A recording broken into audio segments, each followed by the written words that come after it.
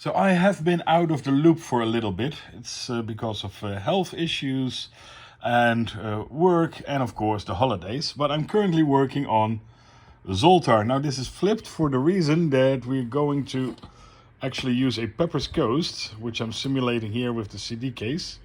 Yeah, I'm currently in bed. I'm getting treatment, so yep. So let's ask it a question, because this is actually a knowledgeable spirit.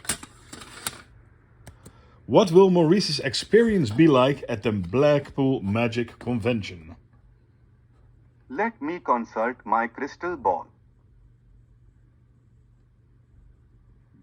Ah, seeker of truths, the Blackpool Magic Convention is a wondrous gathering indeed. Amidst the swirling mists of illusion and enchantment, connections are forged and secrets are unveiled. You shall find inspiration aplenty and a camaraderie with fellow conjurers that will ignite your passion for the arcane arts. Cherish these moments, for they are treasures woven with both laughter and learning. The cards reveal that this experience will rekindle your creative spirit and expand your horizons. Embrace it. And then we're back. So all that remains is actually to create a cabinet. Put this in there. But the software is currently running. I just need to make sure that it runs on a Raspberry Pi. Currently it runs on a Linux laptop, and I noticed that on a Raspberry Pi, for some reason the speech recognition is not initiated, so it's probably a hardware issue. But yeah, let's ask it another question. What will the channel Callus Coder be like in about 3 years? Let me consult my crystal ball.